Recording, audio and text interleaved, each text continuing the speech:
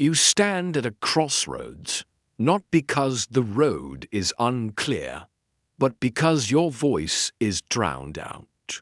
For the next 30 minutes, I'll show you how to stop chasing every outside signal and begin the only work that creates real direction, focusing on yourself. This is not selfishness. It is the courage to become the person who knows where they are going. The cost of drift, why direction matters there, is a silent thief that moves through the lives of countless people every single day. You will not hear it knock. You will not see it approach. It does not announce itself with chaos or noise. Instead, it works quietly, day after day, stealing the most precious thing you will ever have, your time. That thief is drift. Drift is when you wake up each morning without truly knowing why you are doing what you are doing. Drift is when you live by default instead of by design. It is when your energy is pulled in a dozen directions that do not belong to you, leaving you exhausted yet strangely unfulfilled. And the most dangerous part, you can live this way for years without even realizing it. Because the world is full of distractions, convincing you that busyness is the same as purpose. When you are drifting, life becomes a blur of obligations and noise. You might be working hard, but hard work without direction is like rowing a boat in circles no matter how much effort you put in. You never actually get anywhere. You feel the burn in your muscles. You feel the exhaustion in your mind. But you do not feel the satisfaction of arrival.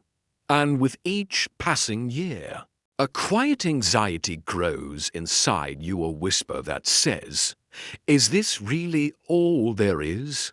That whisper becomes heavier as the months pass. It shows up at night when you stare at the ceiling, wondering if you are wasting your potential. It shows up in conversations when someone asks about your dreams and you struggle to answer because you haven't thought about them in years. The cost of drift is not just lost time, it is the erosion of confidence. Every time you ignore the urge to take control of your path, a small part of you begins to believe that maybe you are not capable of more. You settle for what is familiar instead of reaching for what is possible. You stop asking big questions.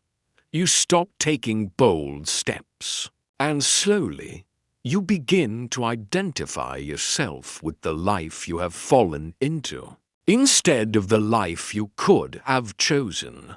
Drift does not just steal your future. It reshapes your identity into something smaller than it was meant to be. Drift also poisons relationships, because when you lack a clear direction, you end up letting other people's priorities dictate your choices. You say yes to things you should have said no to. You carry responsibilities that were never yours to carry. You let the expectations of others become the framework of your life, until you realize you are living a story you never agreed to write. Resentment builds, but it has nowhere to go because deep down, you know that you handed over the pen. Perhaps the most painful cost of drift is the slow death of quiet hope.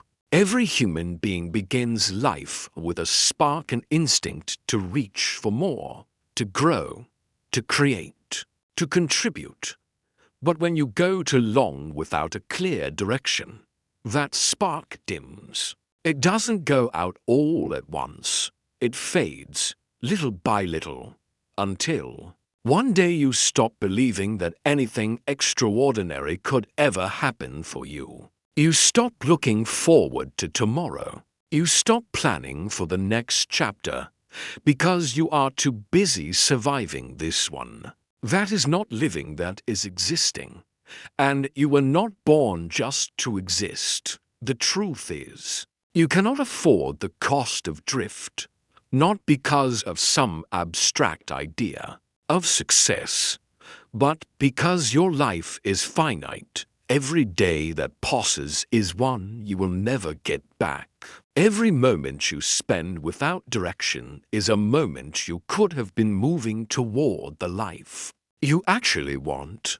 The only way to stop the drift is to decide today that you will no longer live on autopilot, that you will stop waiting for clarity to find you and start creating it for yourself.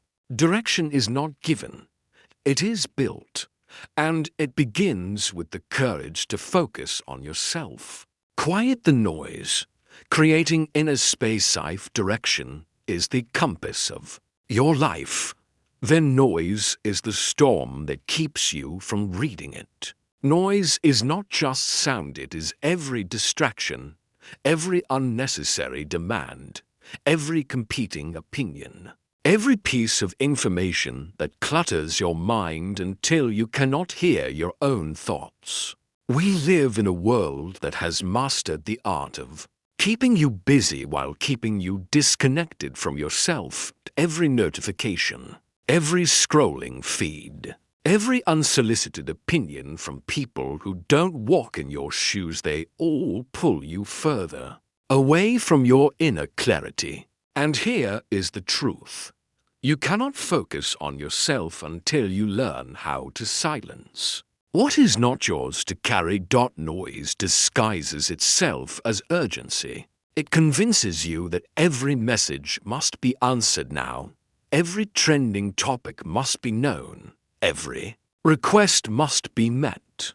It fills your schedule with things that seem important, but have no lasting impact on your life. The result is that you are always reacting, jumping from one thing to the next, without ever creating the stillness you need to think deeply. And make no mistake, deep thinking is a requirement for building a life of direction. Without it, you are simply following the loudest voice in the room, even if that voice belongs to someone who has no idea where they are going themselves. The first step in quieting the noise is to understand that not everything deserves your attention.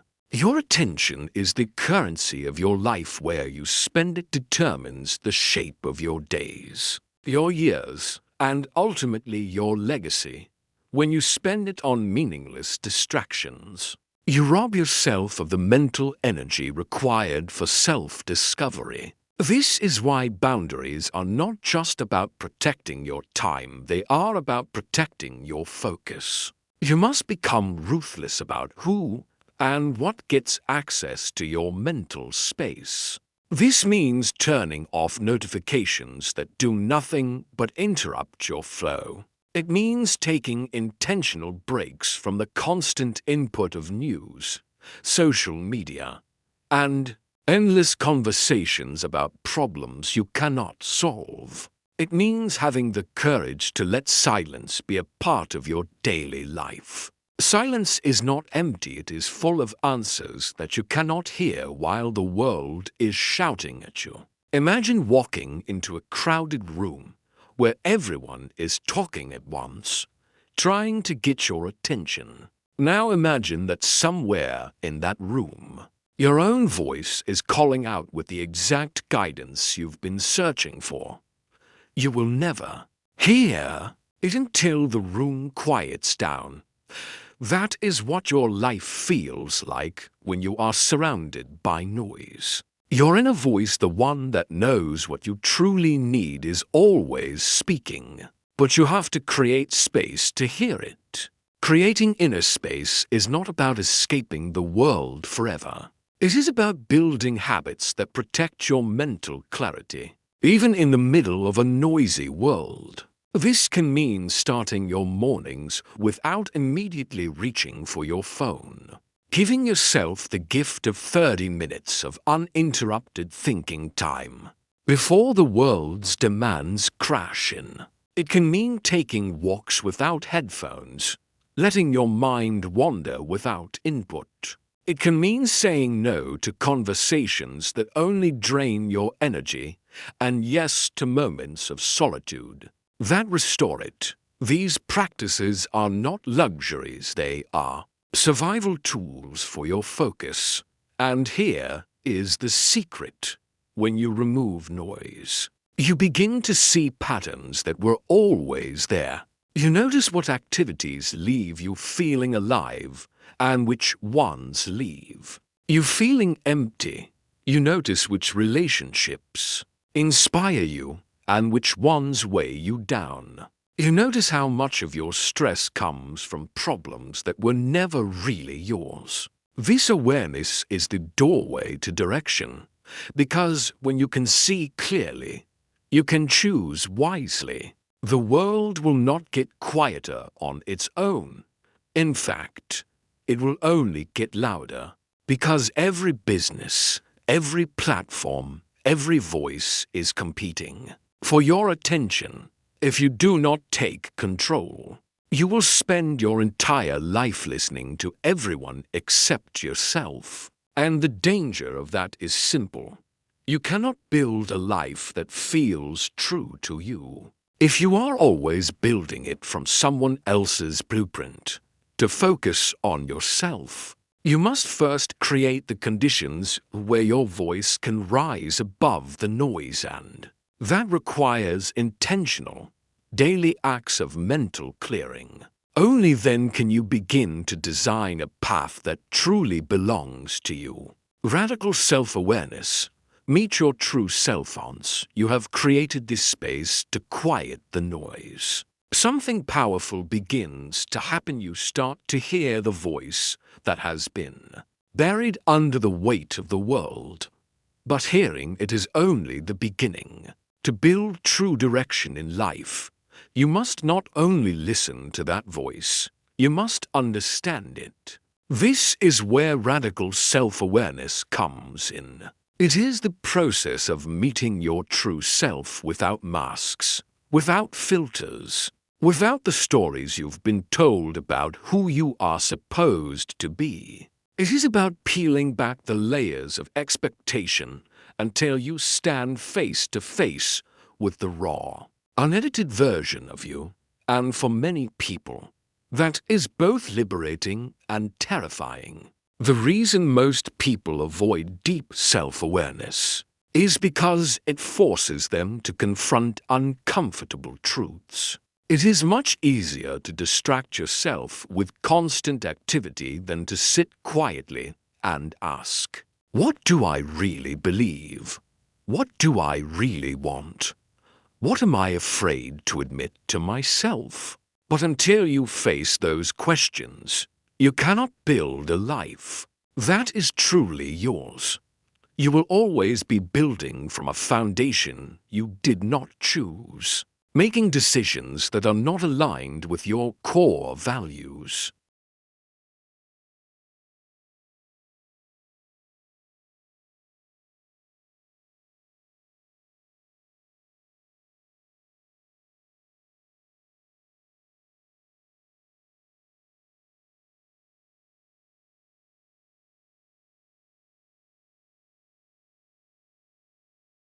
Radical self-awareness begins with the courage to observe yourself without judgment. This is not about self-criticism, it is about honest reflection.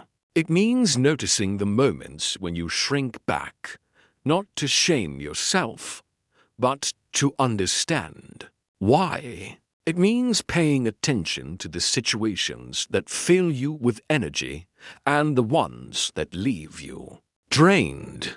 It means tracking the decisions you make on autopilot and asking yourself whose voice you are really obeying in those moments. Are you living by your own values or by the fears and expectations of others?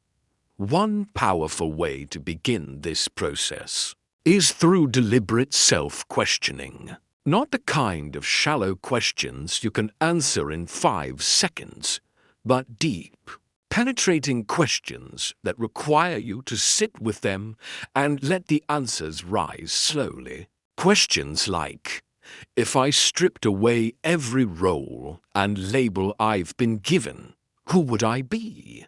What are the 3 non-negotiable values that guide my actions? When do I feel most alive? And what am I doing in those moments? What am I defending in my life that I don't actually believe in? These questions are not meant to produce perfect answers immediately. They are meant to open the door. 2 parts of yourself you may have ignored for years. Journaling can be a powerful tool here, not as a diary of daily events, but as a mirror for your thoughts. Write without censoring yourself. Let your words flow unfiltered onto the page. This practice bypasses the part of your brain that wants to present a perfect image and taps into the part that tells the truth. Over time, patterns will emerge.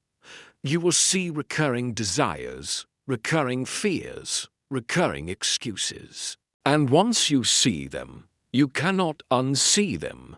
That is the gift of self-awareness. It reveals both your strengths and the chains you have been carrying, so you can decide what to keep and what to let go. Radical self-awareness also requires you to take inventory of your influences. Every person you spend time with, every piece of content you consume, every environment you step into is shaping you in ways you may not even realize. Ask yourself, who around me reflects the values I want to live by?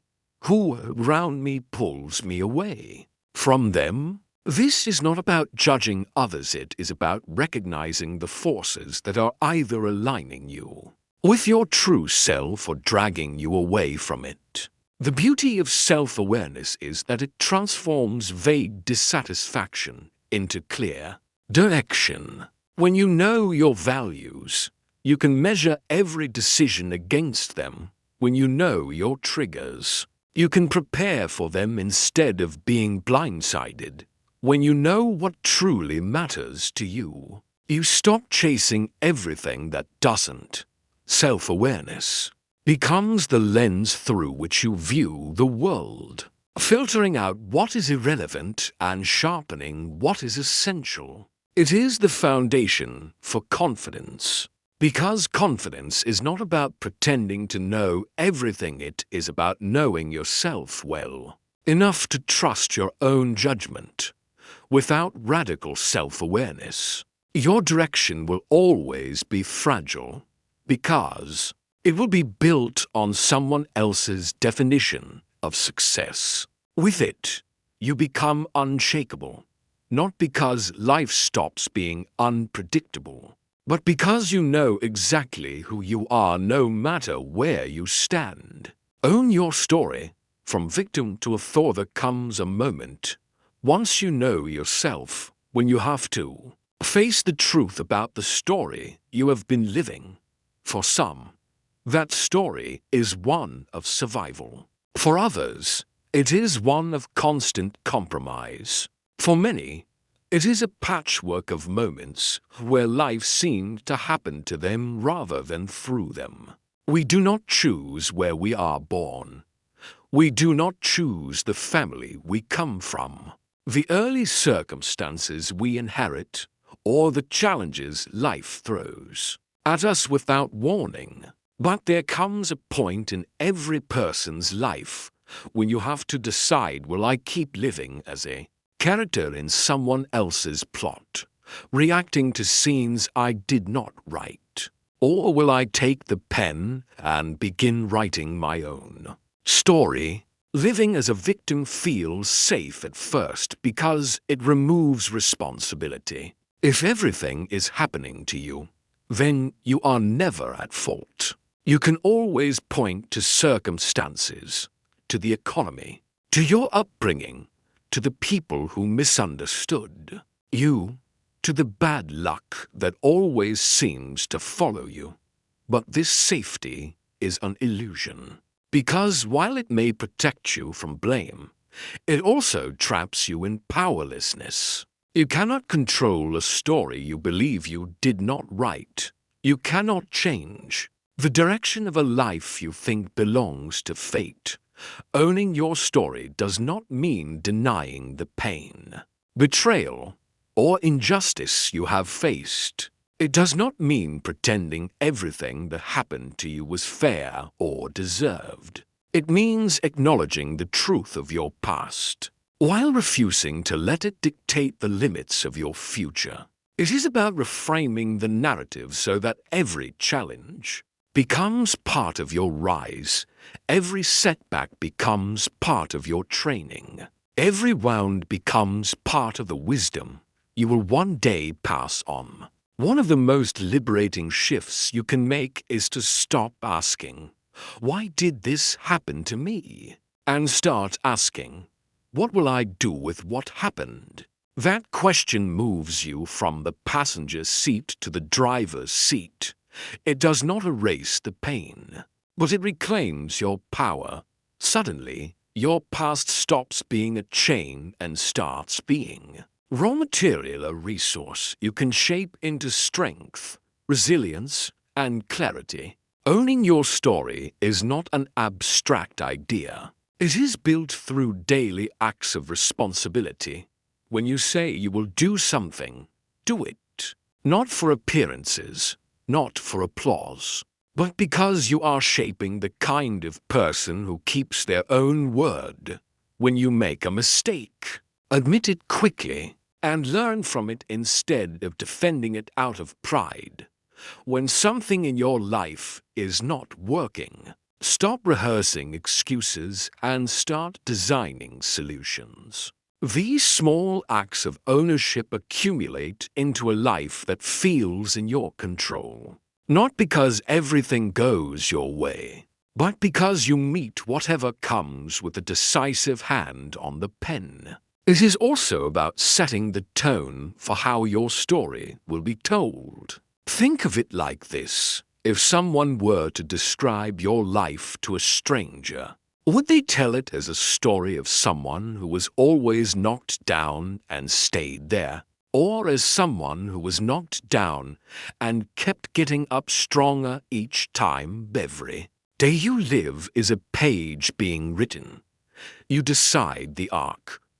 You decide the voice. You decide whether the ending is one of regret or one of fulfillment. And here's the truth: no one else can make this decision for you. People can inspire you, guide you, and encourage you, but they cannot write the pages of your life. That is your work alone.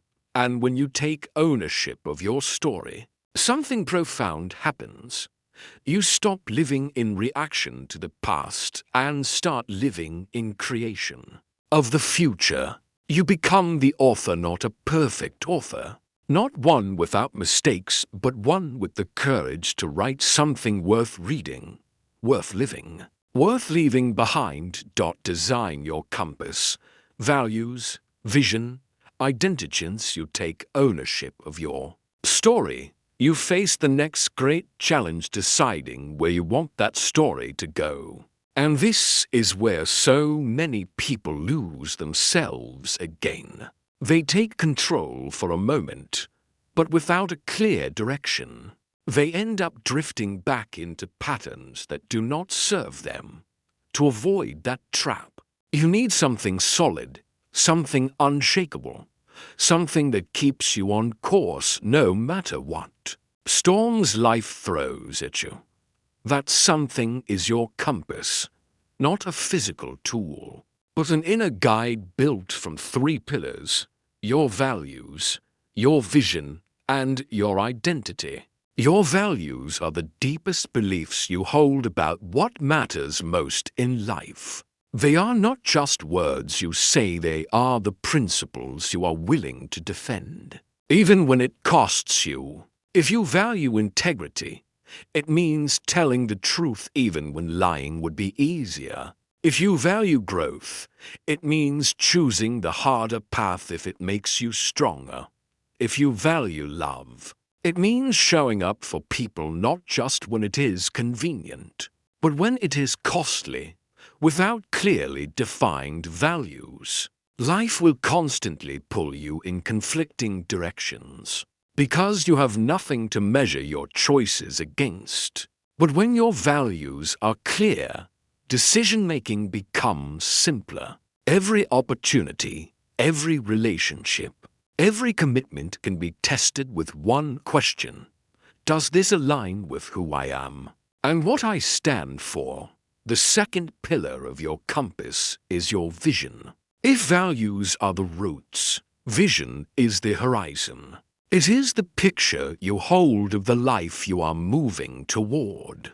This is not about vague daydreams, it is about a clear, tangible image of where you want to be in 1, 3, or 5 years. Your vision should excite you and stretch you. It should feel like something that demands your best self to achieve. Without vision, even strong values can become stagnant, because you will have no clear reason to act on them. With vision, your days have a destination. You begin to wake up with intention, because you know that every step is taking you closer to something that matters deeply to you. The third pillar is identity, perhaps the most overlooked, yet the most powerful. Identity is not just who you are now, it is who you decide you are becoming. Many people set goals without changing their identity, and that is why they fail. They try to achieve something extraordinary while still seeing themselves as the same person who settles for less. But when you shift your identity first, your actions naturally follow. Instead of saying, "I want to be healthy," you say, "I am the kind of person who prioritizes my health." Instead of saying, "I want to start a business," you say, "I am an entrepreneur building something meaningful." Your identity sets the standard for your behavior. When it is rooted in values and aimed toward a vision, you become consistent. Not because designing your compass is not a one-time exercise, it is an ongoing practice. Your values will deepen as you live them. Your vision will expand as you grow. Your identity will evolve as you prove to yourself what you are capable of. But the act of defining them now will give you a foundation that keeps you from being tossed around by every distraction and temptation. It will give you clarity in moments of uncertainty, strength in moments of doubt, and direction in moments of choice. When you have a compass, you stop measuring your life against someone else's map.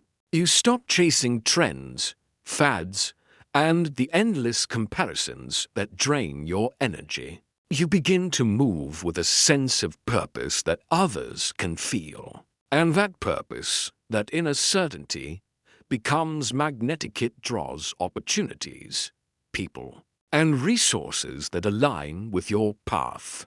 Micro rituals, small actions, massive direction. Once you have built your compass, your values, your vision, your identity, you are standing on solid ground.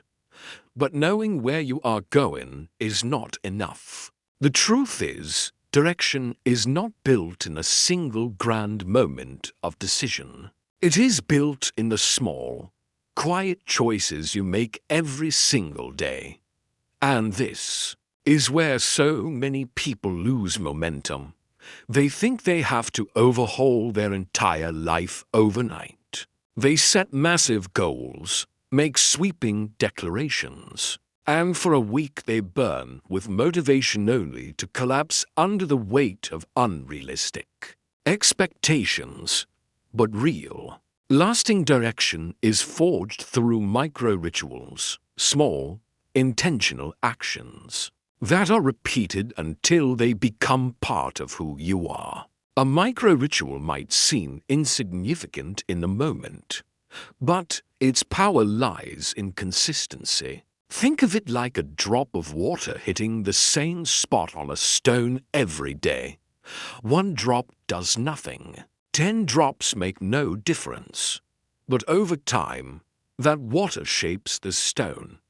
In the same way, your small daily actions carve the path of your life. A single push-up will not transform your body, but a daily commitment to movement will. Writing a single paragraph will not make you an author, but writing every day will. Speaking a single word of kindness will not heal a relationship, but consistent love will. The beauty of micro-rituals is that they remove the need for constant motivation. Motivation is a feeling, and feelings are unreliable. Some days you will wake up full of energy. Other days you will feel like you have nothing to give. But a ritual is different. It is a promise you keep regardless of how you feel. You don't negotiate with it. You don't wait for the perfect mood. You simply do it because it is part of who you are. And when your actions are rooted in identity, they become automatic. You are no longer trying to force yourself into new behavior. You are simply living out the truth of who you have decided to be. To build micro-rituals. Start small, so small that failure is almost impossible. If your vision is to be stronger, start with 2 minutes of exercise a day. If your goal is to write a book, commit to writing 1 sentence every morning. The point is not to stay small forever. It is to build the habit of showing up. Once the habit is automatic, you can expand it. This is called habit stacking, attaching new actions to ones you already do without thinking. For example, if you already make coffee every morning, use that time to review your top priority for the day. If you already brush your teeth before bed, use that moment to reflect on one thing you are grateful for.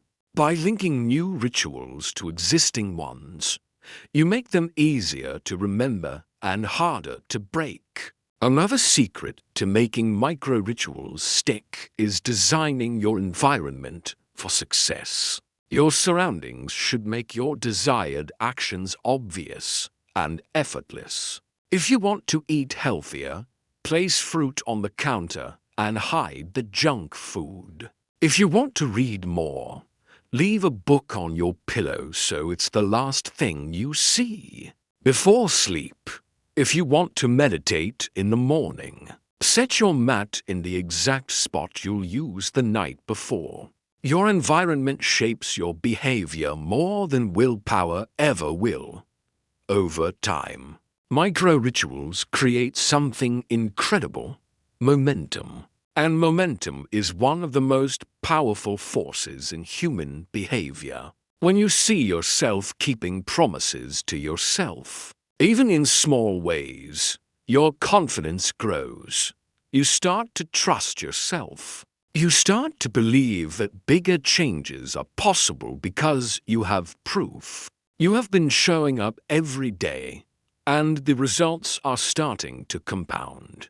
It may begin with something as small as making your bed or writing 3 lines in a journal. But those acts are not just about the tasks, they are about shaping the kind of person who takes action no matter what. When you commit to micro-rituals, you stop waiting for the perfect day to begin.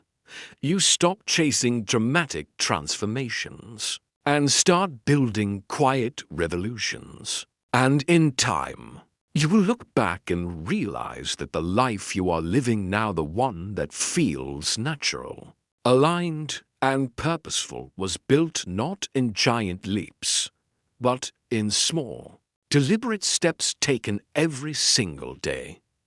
Boundaries and energy stewardship. When you begin to build micro-rituals and shape your life with intention, you quickly realize something: your time and your energy are not infinite.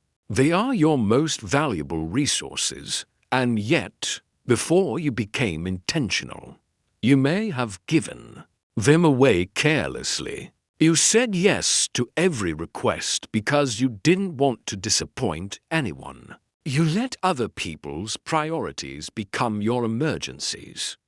You allowed drama, distractions, and noise to drain your focus until you had nothing left for yourself. And here is the truth.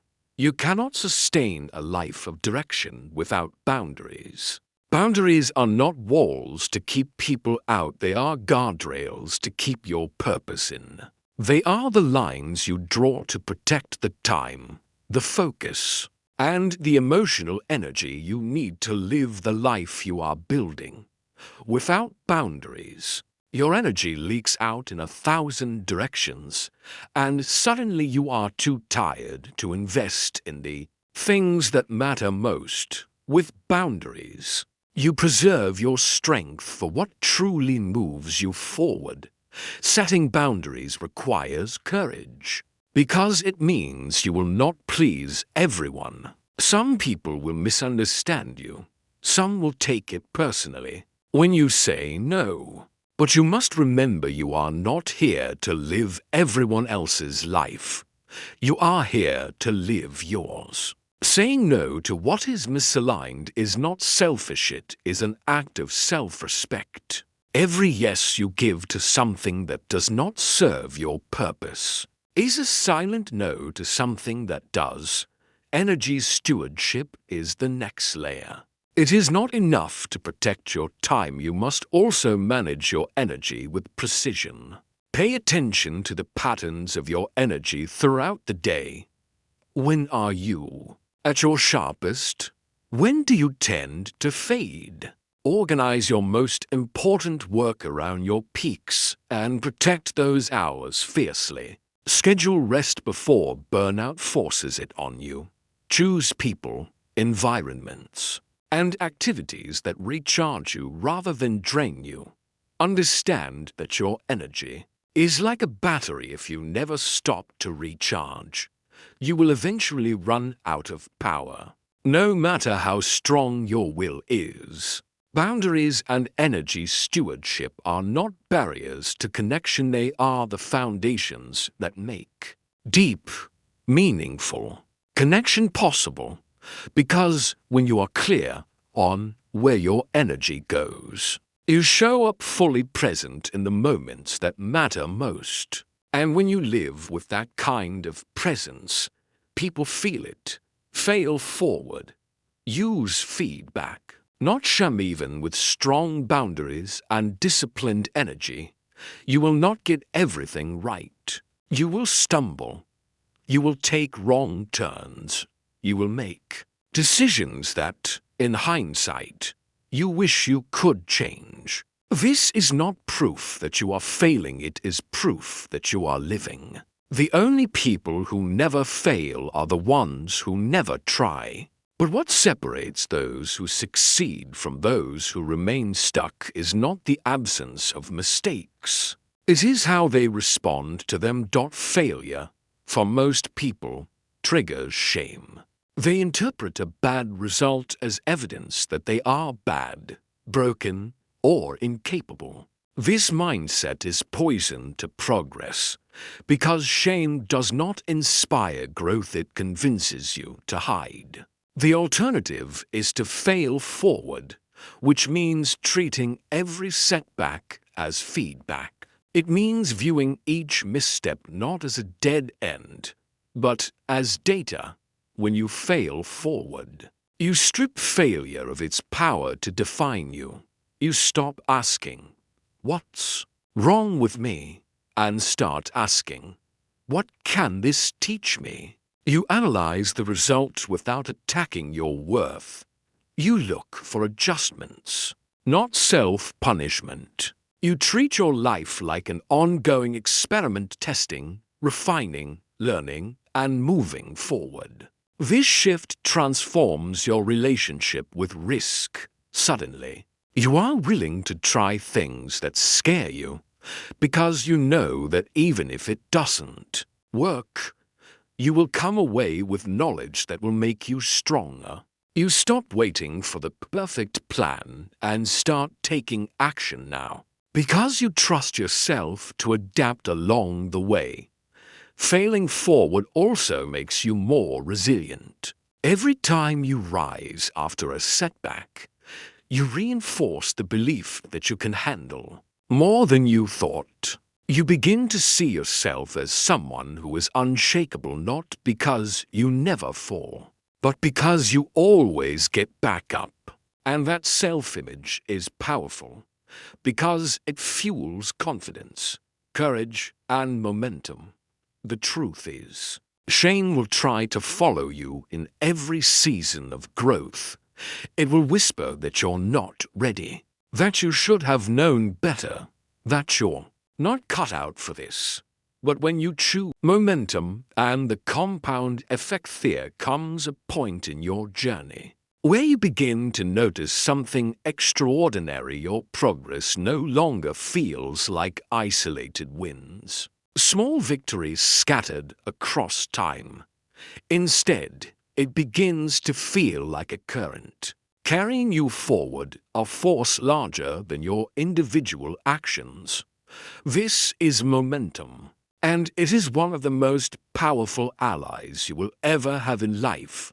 Momentum is built slowly, almost invisibly at first, through the small, deliberate actions you take each day. It begins when you show up even on the days you don't feel like it, when you keep the promises you made to yourself, when you choose discipline over distraction again and again, until it becomes who you are. At first, the changes are so subtle, you almost doubt they are happening.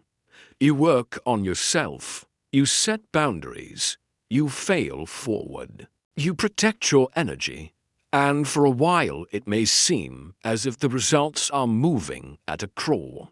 But what you don't see what's happening beneath the surface is that each action is stacking on top of the last, creating a foundation that is growing stronger and deeper with every passing day. This is the compound effect at work. Just like money invested wisely grows not only on the original amount but on the interest it earns, your consistent efforts begin to multiply on themselves, producing results far greater than the sum of your actions. Imagine pushing a heavy flywheel, a massive wheel that barely budges with your first push. It takes effort, strength, and patience to get it to move even an inch. But you keep pushing, and each turn builds upon the momentum of the last. After enough steady effort, the wheel spins faster and faster still, until it feels like it's moving almost on its own. That is what happens when you harness momentum in your life. The first days, weeks, and even months may feel like you are moving through resistance. But every single action you take is adding to the force that will eventually carry you forward effortlessly. Momentum also changes your identity. The more you follow through, the more you begin to see yourself as someone who takes action, someone who finishes what they start, someone who is moving with purpose. This self-image becomes fuel. It makes you want to keep going because you no longer have to force yourself to act. It has become natural, almost instinctive. You stop questioning whether you should keep pushing forward because the results, the energy, and the feeling of alignment with your goals are undeniable. The compound effect rewards both patience and consistency. This is why small daily habits are far more powerful than occasional bursts of effort. Too many people make the mistake of going all in for a week or two, burning themselves out, and then quitting when they don't see immediate results.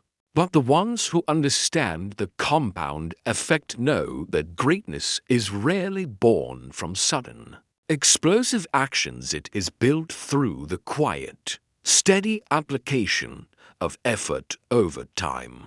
They know that showing up every day, even when the progress feels invisible, is what eventually leads to results that seem almost impossible to achieve. Momentum also brings with it a new kind of challenge, because once you are moving forward with speed, the temptation will be to coast, to ease off and trust that the current will carry you forever. But momentum, like a fire, must be fed. The same actions that built it are the actions that will sustain it. It is not enough to reach a certain level of progress. You must keep building, keep learning, keep stretching yourself beyond comfort. Or you risk slowing down and losing the force you worked so hard to create. And here is the beautiful part: momentum does not only carry your actions forward, it carries your mindset, your confidence, your belief in what is possible. Every time you follow through, you send yourself a powerful message. I can trust myself. Every time you see the results of your consistent effort, you prove that your life is shaped not by massive what-I'm acts, but by the small, consistent choices you make when no one is watching. When you live with momentum and the compound effect, you begin to experience life differently. You stop being tossed around by circumstances and start directing the flow of your own journey. You understand that you are not powerless. You are building something that grows stronger the longer you nurture it, and you realize that as long as you keep moving forward, the very act of motion becomes its own kind of power. Conclusion: the power of walking your own path. And now, as we come to the end of this journey together, I want you to take a deep breath and remember something. Everything you have ever needed to change your life has always been within you, not in the approval of others, not in their applause or their validation, not in their permission. You are not here to live a life designed by someone else's expectations. You are here to build a life that feels true to your soul. Focusing on yourself does not mean shutting the world out. It means tuning into your own compass so that when you do step into the world, you walk with clarity, purpose, and strength. It means refusing to be pulled in 100 different directions by voices that do not know the weight of your dreams or the battles you have fought in silence. It means choosing the path that might be harder, slower, and lonelier in the beginning, because you know it leads somewhere real. Every great transformation begins quietly. It begins in the still moments when you decide you've had enough of living on autopilot. When you take a single small step in the direction of your values. When you choose progress over comfort, growth over stagnation. And then one day, you wake up and realize you are no longer chasing life. You are leading it. So keep showing up for yourself. Keep building the habits, the boundaries, the courage, and the self-respect that will carry you forward. Do not be afraid of being misunderstood. Do not let the noise of the world drown out the voice of your own truth. Every time you act in alignment with your deepest values, you plant a seed. And those seeds, nurtured with patience and persistence, will grow into a life that feels whole, balanced, and unstoppable. There will be days when you feel tired, when you question the path you've chosen. But remember, momentum lives in consistency, direction lives in discipline, and fulfillment lives in knowing that you never abandoned yourself. No matter how tempting it was to take the easy way out,